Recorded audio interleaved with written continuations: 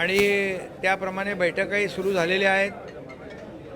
Lok Sabha wise मुंबईतल्या देखील बैठका सुरू झाल्या, परंतु आज खास करून शाखा प्रमुखांना मी बैठकीसाठी बोलवलं होतं। शाखा प्रमुख हा त्या शाखेच्या परिसरातल्या प्रत्येक नागरिकाशी डे टू डे टच असतो।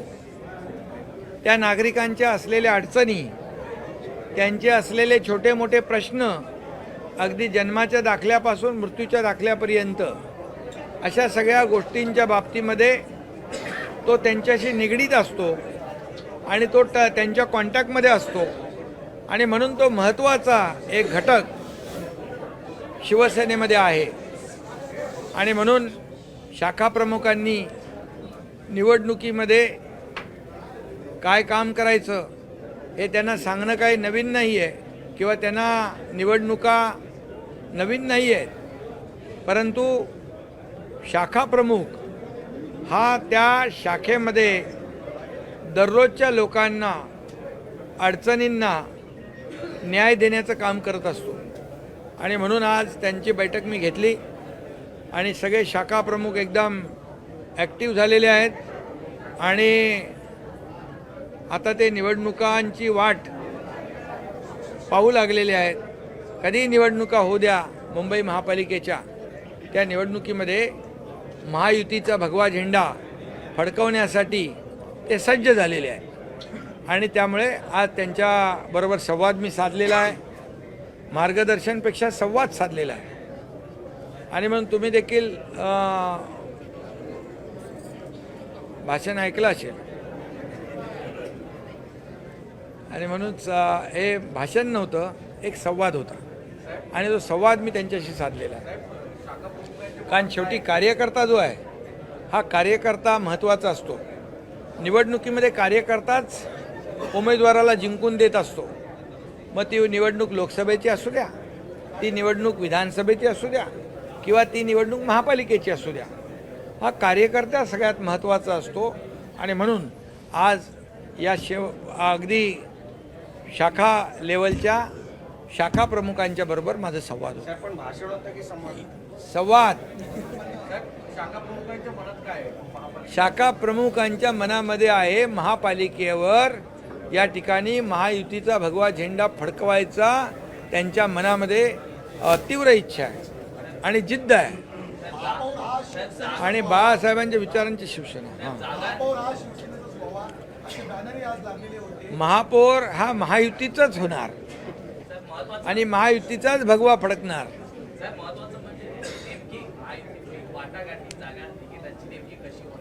त्या बिलकुल बैठक होणार, बैठक होईल। आमच्या त्यामध्ये महायुतीचे समन्वयक आहेत, पदाधिकारी आहेत, त्यांच्या बैठका होतील आणि त्यावरही मी बोललो की जी जागा आपण जिंकू शकतो, जी जागा जिंकण्याची खात्री आपल्याला आहे, त्या जागेवर आपण लढलं पाहिजे आणि तरच खऱ्या अर्थाने महायुतीला, नाहीतर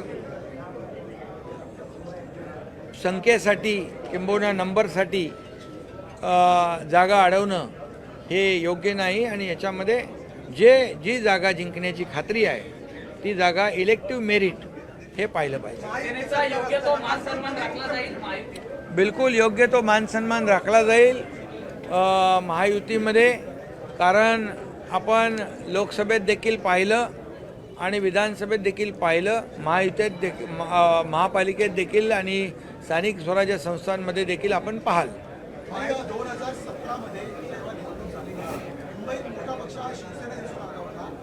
विधानसभेमध्ये मात्र जागा वाटपामध्ये शिवसेनेच्या वाट्याला कमी जागा आली, त्यामुळे महायुतीला नागपूरवर राहावं लागलं। महापालिकेमध्ये आता सर्वाधिक जागा शिवसेना घेणार आहे का? आता जागा किती घेणार, काय घेणार यापेक्षा मुंबई महापालिकेवर महायुतीचा भगवा झेंडा फडकवणं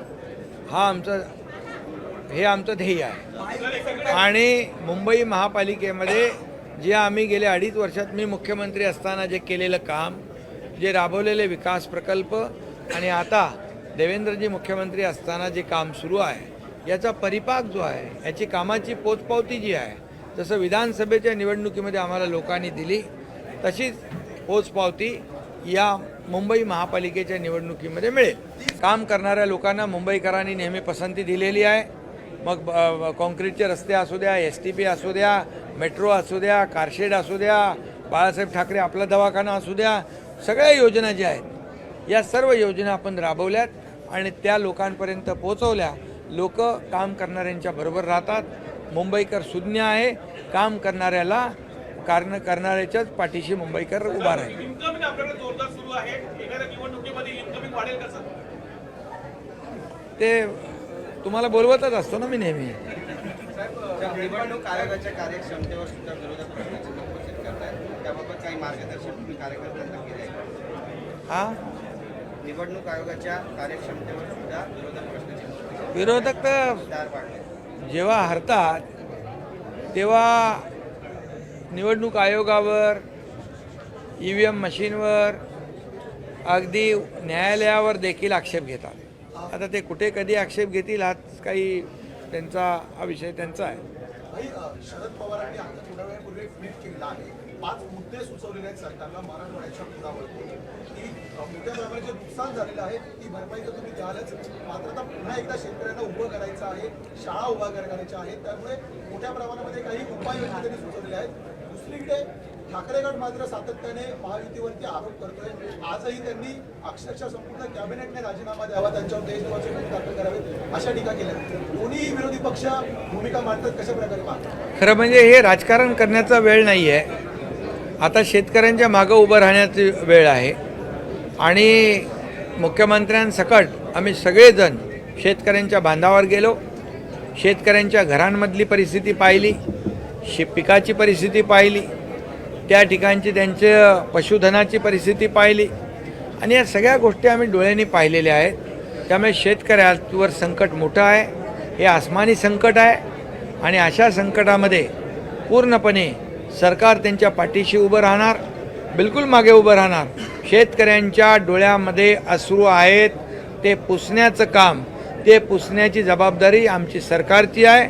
त्यामुळे शेतकऱ्याला वाऱ्यावर कधी सोडलं नाही आणि शेतकऱ्याला वाऱ्यावर आमचं सरकार सोडणार नाही। सर, एकीकडे पॉझिटिव्ह सरकार काम करते, दुसरीकडे विरोधकांची जीभ घसरते, वेगळे शब्द वापरतात।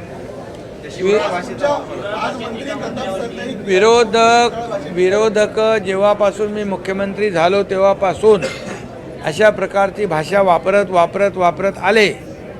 सरकार पडणार, मुख्यमंत्री जाणार असं दररोज म्हणायचे, पण त्यांना खरा ज्योतिषी भेटला नाही।